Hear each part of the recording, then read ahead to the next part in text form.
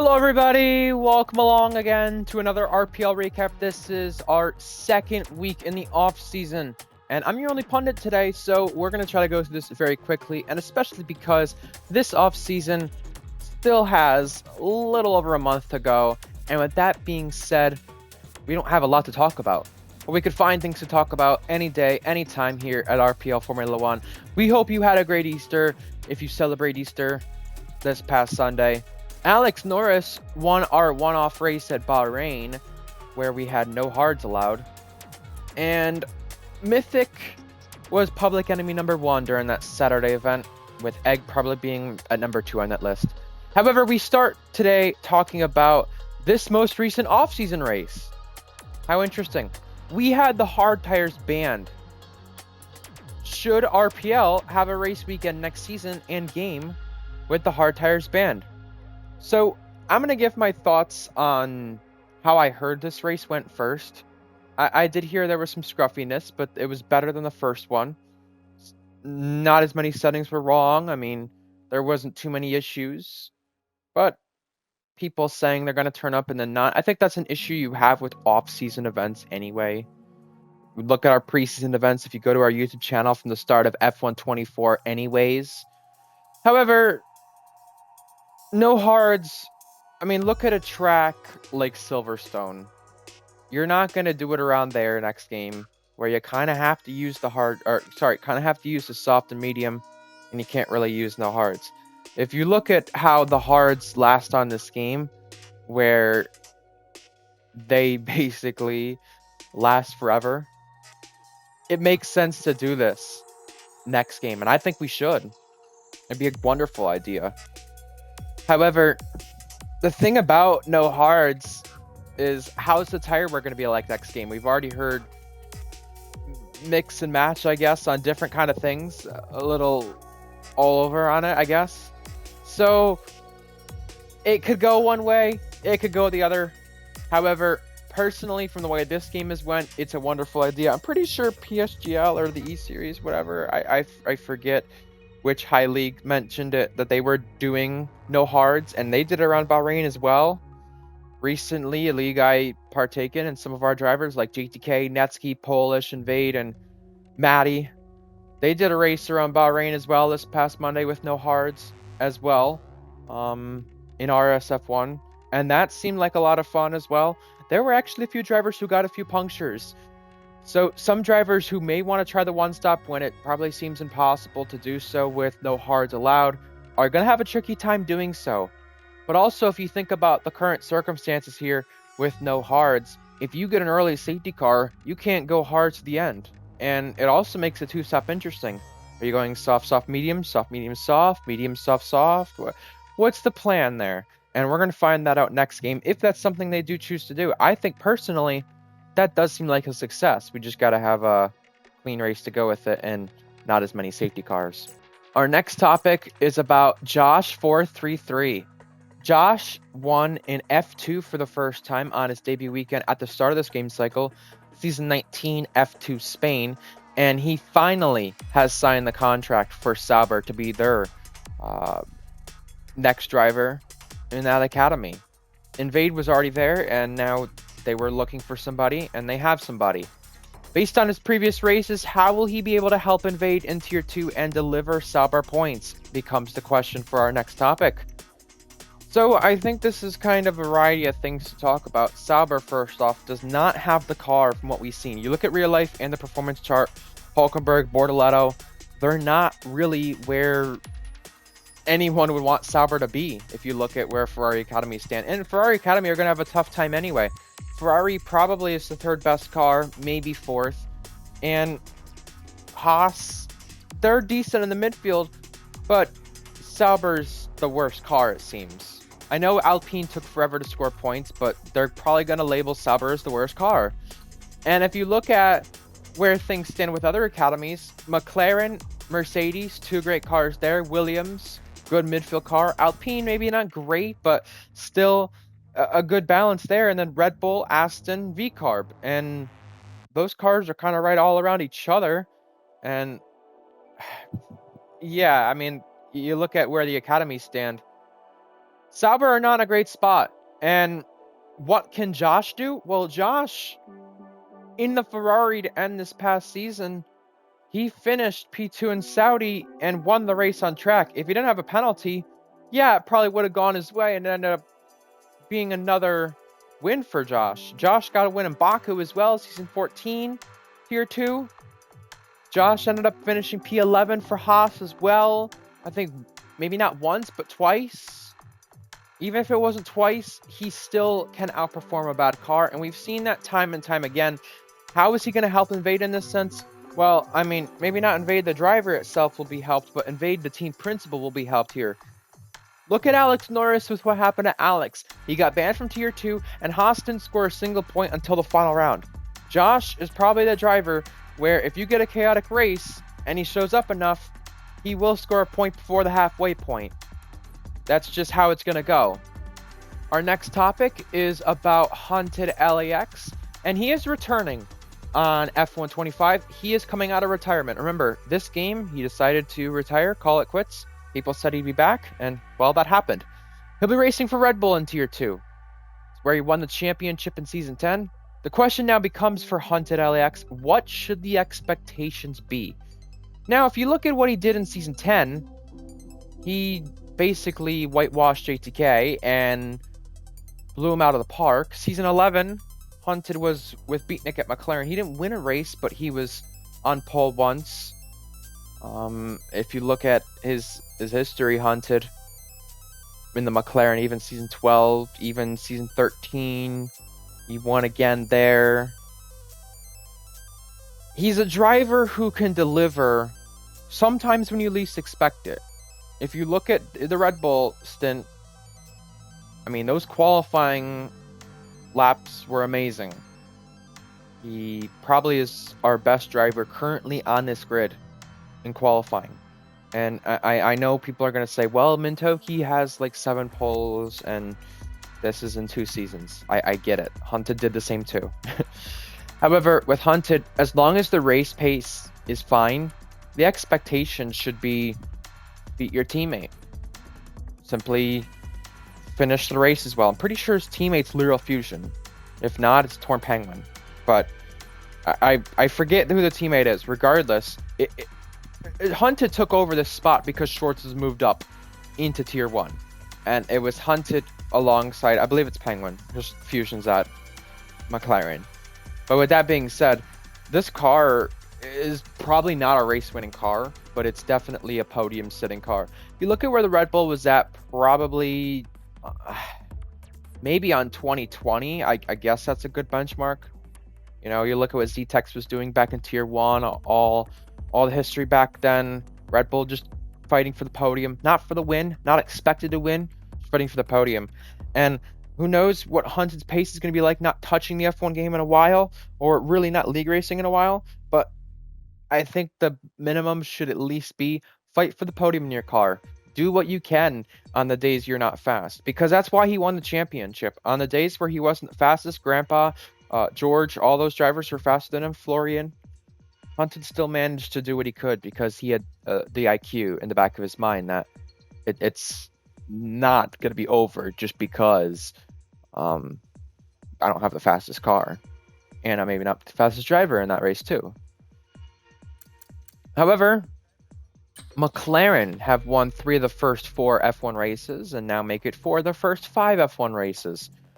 Florian and Cryptic are the lineup for the team in season 13 of RPL F1. Cryptic, he is a one-time race winner. Florian, he's won once as well. However, Cryptic's not won since season 6 Spa.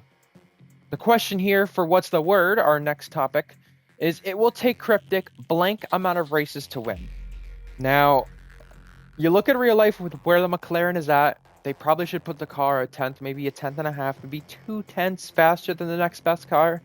You look at where it was at this game in F124, it's probably a 10th or so faster. With Cryptic's 1-lap pace, it's pretty good. And he did go under the radar a lot this season. The most recent 2 races, one in the stewards room, Cryptic was on the podium for it. So as long as Cryptic doesn't sit back and wait to make these moves in the fastest car, then he'll be fine. Look at his days in the Red Bull.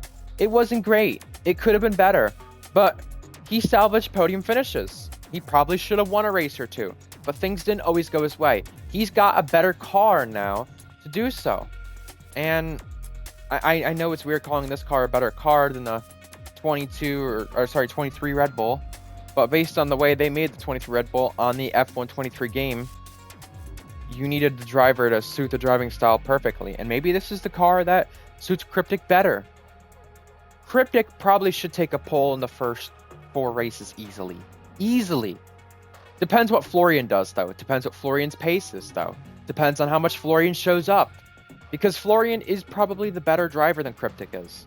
Florian's attendance dipped off past halfway in the season. So, for Cryptic here, it should take him realistically, at the most, 6 races to win.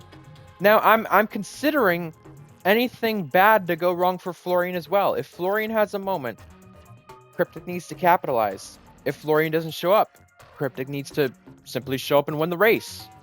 That's what's expected. So it should take Cryptic probably 6 races to win. I don't think there's any more in that.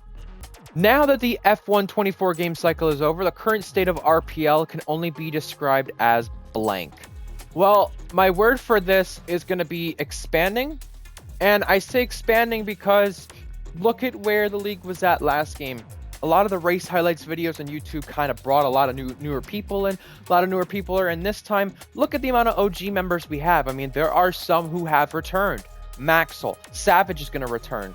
We have other drivers who are returning, which we'll talk about in our big finish, like Spangley, Dom, you name it, Uri. There's many drivers returning. Maybe some more can return soon as well. But I say expanding because I feel like our YouTube growth has really helped. During F1 23, when the game cycle started and a few weeks in, we were only at probably 60, 70 subscribers on our YouTube channel. Now we're above 300, and the league is expanding. I mean, it might be catering to a certain audience at times that people may not like, and that's understandable. I can get both sides of that.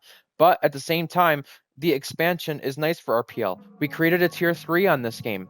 I mean, last game, that probably wasn't thought of too much. I know F2 is kind of went at the expense of it, but I mean, F2 came back. We started Formula Endurance last game and then had to shut it down due to attendance. Obviously, there's things that are going up and down here and there, trial and error at times, as they would say.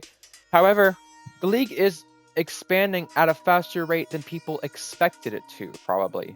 Look at Tier 1 and the competition there. I mean, we had Leo Lund joined at the end of last game. We have a lot of newer drivers as well coming in. And some of them aren't always staying, but that's okay. The league is definitely finding more of a meaning than maybe it had before. Obviously, it was a little nice casual league before, and some people are maybe taking it to the next level and being a little sweaty, but you know what? Sometimes that's okay, and sometimes people will not like that. But the expansion is why we're there. It is time now to get to the big finish. The first off-season race the week before Easter wasn't finished because the settings were wrong. Give my simple thoughts on this. I mean, it's good that our next off-season race went a bit smoother. Can only be happy about that. Can't complain, things are going to go wrong, but Reese Dainty was the one who won that one when the settings were wrong and the driver that did finish it. So, good on Reese, and hopefully these other off-season races we have can continue to be a bit better. More returning drivers are coming back to RPL, including Dom and Spangley. Now, Dom, if you remember, was supposed to be banned for his intentional incident with Leo Lund and straightlining him, but Jack did say, look, I think Luke made a mistake. You know, it should have been a season ban, not a league ban. So, welcome back, Dom. Good to have you. Hopefully one mistake doesn't kind of ruin your RPL career. And Spangley as well coming back, a driver who may have not been good in the top machinery like the Red Bull, but still it was one fun to watch, even in the Mercedes and other seats as well. Speaking of returning drivers, let's talk about some of our other drivers. Lennon, JTK, and Netsky raced over an RSF1, not this past Monday, but the one before it at Vegas, where the safety car glitch happened again.